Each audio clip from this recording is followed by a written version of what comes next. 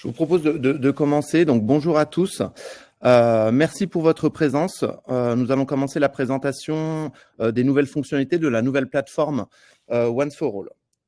Les intervenants aujourd'hui, Cédric, Product Manager, va vous faire la démonstration de la plateforme point de vue collectant, point de vue donneur d'ordre.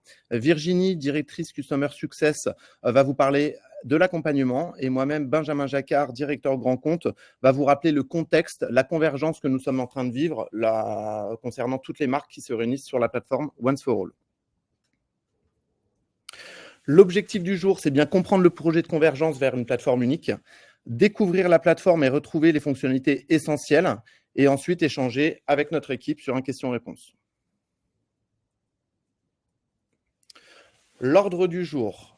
Le contexte, donc convergence vers une plateforme unique, la présentation de la plateforme, une démonstration avec 3 cas d'usage, les prochaines étapes, quand et comment va se passer l'évolution vers la nouvelle plateforme, et enfin, un question-réponse. Le contexte. Début 2022, 6 marques se sont réunies, donc attestation légale que vous connaissez tous, une plateforme où le modèle économique est basé sur un fournisseur qui finance un abonnement pour mettre à disposition ses pièces gratuitement à l'ensemble des clients qui le sollicitent afin de répondre à l'obligation de vigilance. Actradis et IVEO sont plutôt sur un modèle économique où le fournisseur va pouvoir déposer ses documents gratuitement, c'est à la charge du donneur d'ordre.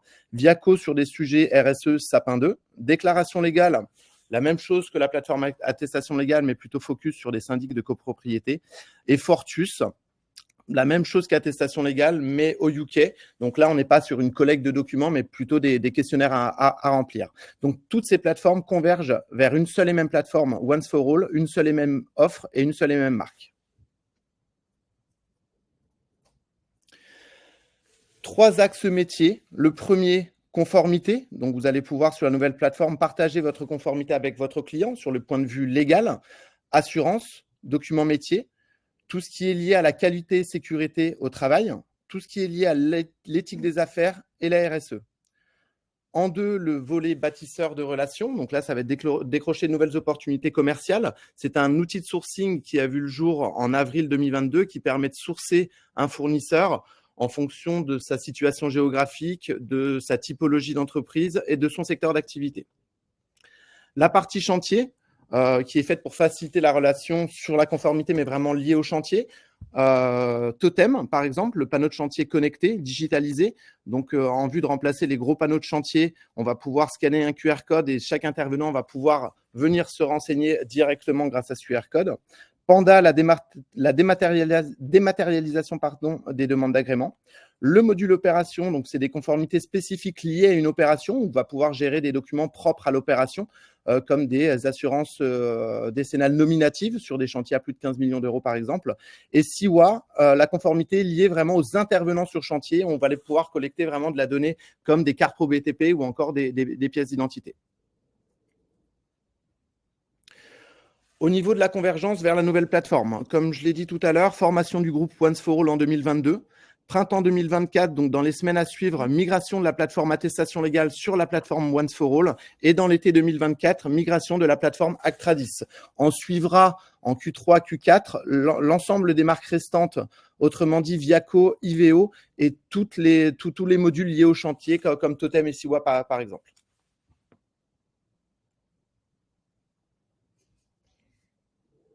Alors, merci Benjamin. Donc, les principaux avantages attendus de cette nouvelle plateforme sont au nombre de 6 essentiellement. Le premier, c'est vraiment un accès à un réseau élargi de fournisseurs. Benjamin le disait, avant il y avait effectivement Actradis, Viaco, IVEO, et donc tous ces sous-traitants étaient en silo. Demain, c'est plus de 127 000 entreprises qui seront donc sur le même réseau. Deuxième avantage très fort, c'est également un pilotage du risque fournisseur affiné et personnalisé pour vous. On continue bien sûr sur les standards, mais si demain vous avez des segments effectivement de sous-traitants plus à risque ou avec des spécialités métiers, on pourra effectivement les traiter également dans cette nouvelle plateforme. Troisième avantage très fort, aujourd'hui effectivement on a plein de solutions chantier par exemple comme SIWA, Totem, Panda, on a Viaco, on a Actradis. Demain, toutes ces solutions seront au sein d'une seule plateforme. Donc, pour vous, un accès unique la capacité, quand vous avez créé justement un chantier et une opération, à ne pas la dupliquer ensuite, mais à vraiment la gérer de bout en bout dans cette plateforme unique. Quatrième avantage très fort, c'est un meilleur pilotage des données fournisseurs. Aujourd'hui, il y a des tableaux de bord basiques dans la plateforme attestation légale. Nous également, on vous fournit de la donnée à travers notamment des comités de pilotage, mais demain, vous aurez beaucoup plus d'autonomie pour extraire de la donnée. Je vous donne juste un exemple, par exemple sur le ratio masse salariale URSSAF, donc la masse salariale est le nombre de salariés. Demain, vous pourrez faire des exports sur tout votre panel sous-traitant pour extraire ces données et les analyser en masse et non pas individuellement, sous-traitant par sous-traitant. Cinquième avantage, des données fournisseurs plus précises et plus qualitatives, puisqu'effectivement, il y aura les données liées à la conformité et à leur documentation, mais également des questionnaires plus précis, notamment sur la partie business. Et puis enfin, une plateforme en 3 langues, donc le français, l'anglais, le flamand, pour déploiement potentiellement donc en Belgique et en UK. 40 millions d'euros d'investissement, un axe fort, donc bien sûr sur les nouvelles fonctionnalités, mais également sur la sécurité, avec en parallèle une certification ISO 27001. Donc voilà pour les avantages principaux. Pour autant, bien évidemment, vous retrouverez tous nos basiques dans cette nouvelle plateforme. Les essentiels ne changent pas. Notre cœur de métier, c'est bien d'inviter vos fournisseurs, enfin de vous permettre d'inviter vos fournisseurs, de consulter et de télécharger les dossiers conformité de vos fournisseurs, d'avoir accès à un tableau de bord de synthèse sur la page de connexion, des notifications par email et puis la relance de vos fournisseurs, mais également de leurs documents par email. Donc ces fondamentaux ne vont pas changer. Il y aura du changement parce qu'une interface nouvelle, peut-être des nouvelles couleurs, des nouveaux boutons, etc. Mais ces fondamentaux seront bien là. Il faudra juste s'y habituer pour ensuite prendre en main les nouvelles fonctionnalités et les nouveautés de cette plateforme. Je l'ai déjà dit, ces nouveautés, c'est effectivement une personnalisation de votre politique de conformité. Le contexte réglementaire change, votre maturité est de plus en plus forte sur le sujet, et demain, avec cette nouvelle plateforme, vous pourrez effectivement segmenter votre panel fournisseur en groupe, contrôler également vos permissions et vos workflows internes, avoir une politique de conformité spécifique à un segment, mais également des documents un petit peu privés, il y a les standards mais aussi les privés, et catégoriser vos fournisseurs par des tags. Par exemple, tous vos fournisseurs en contrat cadre pourraient demain être tagués dans cette future plateforme. Vous pourrez aussi gérer le type et la fréquence des notifications que vous recevez, donc ça c'est une nouvelle liberté aussi, et puis une prise en main du parcours avec un parcours totalement interactif. Vous serez directement guidé dans la plateforme. Donc ce guidage interactif, il est important, mais pour autant, l'humain reste également très très important. Donc l'interactif, c'est cet accompagnement intégré dont je parlais, c'est bien sûr la bulle d'aide qui se maintient, et nos équipes, c'est 3 équipes différentes en fait. C'est vraiment l'équipe Customer Success donneur d'ordre, pour vous donneur d'ordre, pour vous accompagner en fait dans l'usage de ces nouveautés, dans le paramétrage de votre nouvelle politique de conformité. Ensuite, c'est le Customer Success fournisseur, pour bien sûr accompagner vos sous-traitants, vos fournisseurs dans la prise en main de la plateforme, faire vraiment un suivi personnalisé avec eux. Donc aujourd'hui, le CSM donneur d'ordre, c'est 10 personnes, le CSM fournisseur, c'est 15 personnes, et bien sûr, la relation client, 30 personnes, pour recevoir vos demandes par mail, mais également par téléphone, et bien évidemment y répondre. Donc je passe maintenant la main à Cédric qui, à travers 3 cas d'usage, va vous présenter cette nouvelle plateforme. Merci Virginie, bonjour à tous. Avant de démarrer la démonstration des 3 cas d'usage, comme le soulignait Virginie, je vais vous présenter la conformité comme elle sera faite sur la nouvelle plateforme Once4All. On parlait de standards tout à l'heure, et on les retrouve ici, c'est-à-dire que demain, quand vous allez atterrir sur la plateforme, vous allez avoir une politique de conformité qui sera divisée en 3 axes. Le premier axe, c'est la conformité légale avec les 3 documents, ce que vous appelez le quitus. Dedans, vous avez le justificatif d'immatriculation, l'attestation sociale de vigilance et la liste des salariés étrangers. C'est l'axe sur lequel vous pouvez prendre en compte le calcul de la synthèse de conformité et le statut du fournisseur. Le deuxième axe est la conformité assurance, avec 3 documents aussi. Vous retrouvez dedans l'attestation d'assurance responsabilité civile professionnelle, l'attestation d'assurance décennale et l'assurance transport de marchandises. Et enfin, le dernier axe, c'est la conformité métier, dans lequel vous retrouvez 5 documents. L'attestation fiscale, l'attestation caisse de congés payés, la licence de transport, l'autorisation administrative d'exercer et la garantie financière. Ces 3 axes forment une politique de conformité. On va passer maintenant à quelques définitions parce que lors de la démo, je vais vous parler de certains termes et donc il est important que vous compreniez à quoi se rattachent ces termes. Donc, comme on vient de le voir, un axe de conformité, donc par exemple l'axe de conformité légale, l'ex quitus, regroupe des exigences auxquelles les fournisseurs vont devoir répondre. Ces exigences sont présentées sur la plateforme sous la forme de questions et d'upload de documents. Les 3 axes de conformité dont je viens de vous parler sont disponibles en standard. Vous retrouvez la conformité légale, la conformité assurance et la conformité métier. Ensuite, je vais vous parler de segments. Comme le soulignait Virginie, vous allez avoir la possibilité de segmenter votre panel fournisseur, par exemple selon un niveau de risque ou de catégorisation propre à votre organisation. Ensuite, je vais aussi parler de division et d'unité opérationnelle.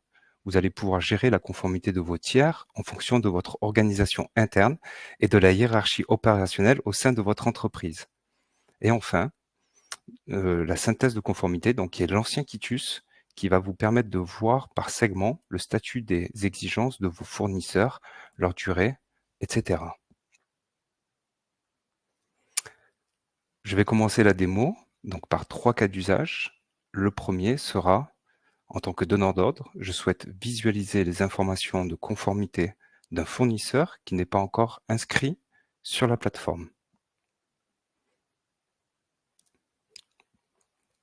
Alors, demain, quand vous allez vous connecter sur la plateforme, vous allez atterrir sur cette page qui est votre tableau de bord.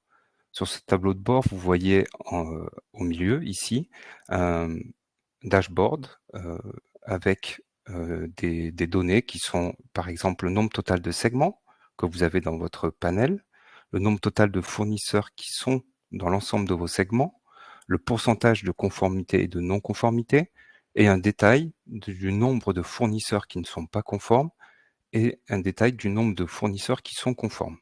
Vous aurez aussi la possibilité de segmenter ce tableau par division ou par segment ou enfin par type de politique de conformité. Sur votre gauche, vous avez un menu. Ce menu reprend les axes dont parlait Benjamin tout à l'heure, qui sont bâtisseur de relations, le gérer mon panel fournisseur, donc vous allez retrouver toute votre chaîne d'approvisionnement, et projet qui est le pilier chantier.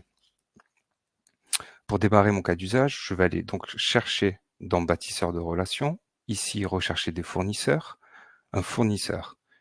J'accède sur cette page où je vois au centre un moteur de recherche qui me permet de faire des recherches par nom, par sirène, sirette ou numéro de TVA. Lorsque je choisis par exemple Acme Contracteur, je vois très bien qu'il n'est pas inscrit sur la plateforme. Je vais donc avoir la possibilité de l'inviter directement. Lorsque je clique sur ce bouton, j'accède à une modale où je vois 2 champs. Le premier, c'est le pays de résidence fiscale de mon fournisseur et ensuite le numéro de SIRET. Lorsque je rentre le numéro de SIRET, j'ai la suite du formulaire qui s'affiche. Ici, j'ai quelques champs obligatoires, notamment le nom de l'entreprise, la ville et le code postal. Lorsque je renseigne ces champs et que je clique sur confirmer, je vois ici donc le nom du fournisseur, le nom de l'entreprise du fournisseur, son numéro de SIRET et sa localisation. Lorsque je clique sur le bouton suivant, j'accède à un nouveau bloc qui est le détail du segment. Comme nous l'avons vu, je vais pouvoir commencer à sélectionner la division dans laquelle je souhaite mettre ce fournisseur. En l'occurrence, pour l'exemple, je vais choisir OFA DO Paris et je vais sélectionner un segment qui est dans cette division, par exemple le premier, et tout de suite je vois ici quelle est la politique de conformité qui est rattachée à ce segment. Et ici, c'est le légal. Lorsque je clique sur suivant, j'arrive sur le dernier bloc qui est le détail de l'invitation. Ici, j'ai deux champs. Le premier, c'est inviter un contact et le deuxième, un message. Je vais me concentrer sur le premier. Lorsque je clique sur sélectionner un contact, je vois qu'ici, je n'ai pas de contact. Je vais donc créer un nouveau contact. Lorsque je clique sur le bouton, j'accède à un formulaire où j'ai quelques champs. Le premier, c'est le prénom, le nom, le type de poste, l'adresse email, le numéro de téléphone. Lorsque je remplis ces champs et que je confirme, je vois comme tout à l'heure, ici le nom, le prénom de mon contact, son numéro de téléphone et son adresse email. Quand j'arrive sur le deuxième bloc, le message, je vois qu'il y a un message déjà pré-rempli. J'ai la possibilité de rajouter aussi un peu de contenu ici, si je le souhaite. Je sauvegarde et je vois que l'invitation a été envoyée à l'entreprise. Je vais maintenant aller dans mon panel fournisseur et je vais donc accéder ici. Ici, vous avez une vue par segment de votre panel fournisseur. Vous avez ici le segment dans lequel je viens de rajouter le fournisseur. Vous avez le type de segment, la date de création du segment, le nombre de fournisseurs qui sont dans ce segment et si ce segment est partagé à d'autres divisions de mon entreprise. Pour l'exemple, je vois que le fournisseur que je viens d'inviter a été rajouté à ce segment, mais que son statut de l'invitation est en attente d'inscription. Ici, vous avez aussi un statut qui est la conformité de votre fournisseur. Étant donné que le fournisseur n'est pas encore inscrit, vous pouvez remarquer que son statut n'est pas valide. Lorsque le fournisseur aura accepté l'invitation, comme c'est l'exemple par exemple des maçons parisiens, vous voyez que le statut de l'invitation est passé en accepté, et quand le fournisseur a rempli les exigences, son statut passe en conforme. On va rester un petit peu sur cette page. Ici, vous avez plusieurs possibilités. Ici, là, vous avez le nombre total des fournisseurs qui est présent dans votre segment. Et là, deux filtres. Le premier filtre, ce sont les fournisseurs qui ne sont pas conformes, qui ne sont pas valides, en fonction de l'axe de conformité légal. Et un autre filtre qui est valide. Donc, ce sont les fournisseurs qui sont valides et qui remplissent bien la politique de conformité inscrite dans ce segment. Voilà, c'était le premier cas d'usage. Je vais maintenant vous présenter le deuxième cas d'usage, qui est, en tant que donneur d'ordre, je souhaite vérifier la conformité d'un fournisseur inscrit sur la plateforme et qui est déjà dans mon panel.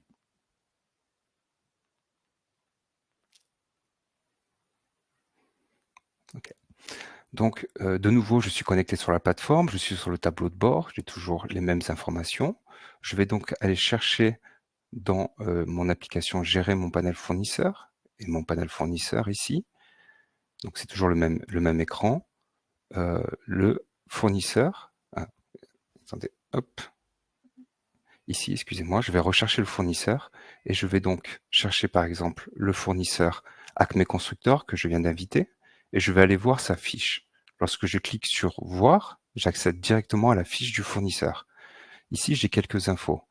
Le premier, c'est donc le nom de l'entreprise du fournisseur, son numéro de SIRET, son numéro de TVA et sa localisation. J'ai aussi d'autres informations, par exemple la taille de l'entreprise, le nombre d'employés, son chiffre d'affaires et un descriptif. Ces informations sont déclaratives, c'est-à-dire que c'est le fournisseur qui doit les remplir.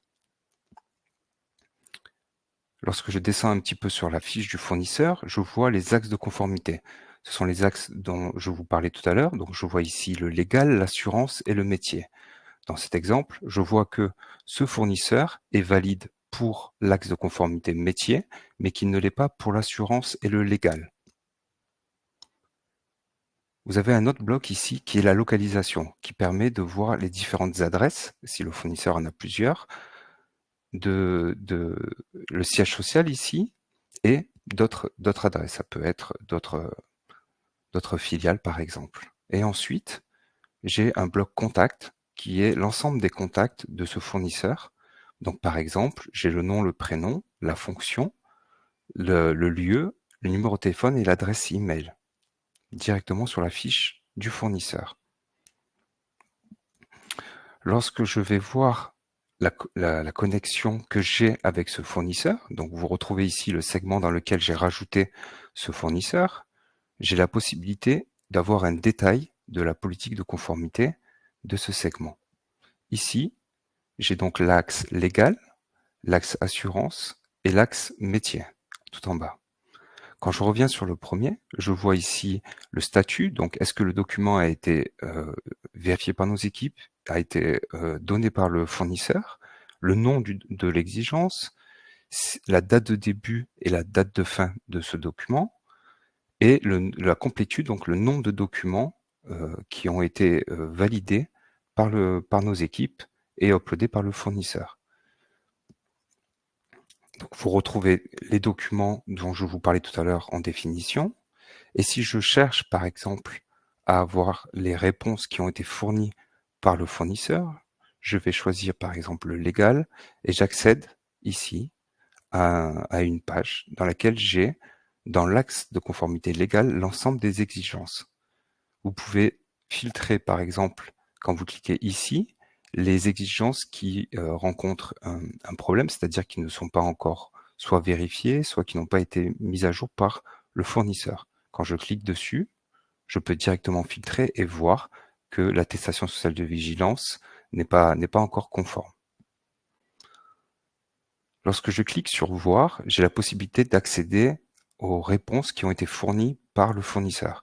Ici, plusieurs informations. J'ai la date de début du document, la date de fin de validité du document, la personne ou l'entreprise qui a vérifié, donc en l'occurrence Once4All, et la date de soumission de ce document. J'ai, comme on le précisait, des questions. Donc ici, la première question que le fournisseur a remplie. Et surtout, ce qui est intéressant, c'est le document qui a été déposé par le fournisseur. Je vois ici que l'attestation sociale de vigilance a été déposée et j'ai donc la possibilité, en cliquant sur « Voir », de le télécharger directement. J'ai aussi la date de début et la date de fin de validité de ce document. J'ai aussi d'autres champs qui me permettent aussi d'avoir un peu plus d'éléments. Par exemple, si le dirigeant perçoit une rémunération ou pas, j'ai une attestation sur l'honneur. Même principe, si je clique sur « Voir », je peux directement télécharger ce document. Voilà. J'ai terminé ce deuxième cas d'usage. Je vais vous présenter le dernier, qui est, en tant que donneur d'ordre, je souhaite relancer mon fournisseur pour qu'il mette à jour certaines informations. C'est une fonctionnalité que vous connaissez déjà, qui était présente sur la plateforme Attestation légale, qui vous permet de relancer un fournisseur dans le cas où il manquerait un document. Lorsque je me rends sur le profil du fournisseur, donc c'est toujours le même fournisseur, vous avez la possibilité, via ce petit bouton ici, quand je clique dessus, j'ai un menu qui s'affiche et j'ai la possibilité de relancer manuellement ce fournisseur. Lorsque je clique dessus, j'ai un formulaire. Le premier champ, c'est quel type de relance. Donc, dans notre exemple, c'est une relance documentaire. Dès que j'ai sélectionné ce type de relance, j'ai d'autres champs qui apparaissent. Le motif, donc pourquoi je souhaite relancer ce fournisseur, par exemple pour conserver son dossier à jour, et d'autres champs comme le contexte et le message additionnel. Vous avez la possibilité de rajouter donc un message si nécessaire, si vous voulez donner plus de contexte à votre fournisseur. Et la dernière partie, c'est quelles sont les exigences, donc les documents que je souhaite relancer auprès de ce fournisseur. Dans cet exemple, je vais sélectionner l'assurance parce que je remarque que cet axe est invalide et je vais aller chercher dans le légal, l'axe légal, le document qui n'est pas valide. Quand je clique dessus, je peux ensuite envoyer. J'ai une modale qui s'affiche, qui va me résumer les principales informations que j'ai fournies dans ce formulaire. Et quand je clique sur « Envoyer », je vois en haut à droite que le rappel a été envoyé avec succès à ce fournisseur. Dès lors, un mail part dans la boîte mail de votre fournisseur pour lui indiquer cette relance et vous recevez, vous, en tant que donneur d'ordre, une copie de cet email. La relance manuelle vient se rajouter à des relances automatiques qui sont faites chaque soir automatiquement à l'ensemble des fournisseurs qui ne sont pas conformes sur certains axes ou sur certains documents. Je vous remercie et voilà, j'ai fini mon dernier cas d'usage.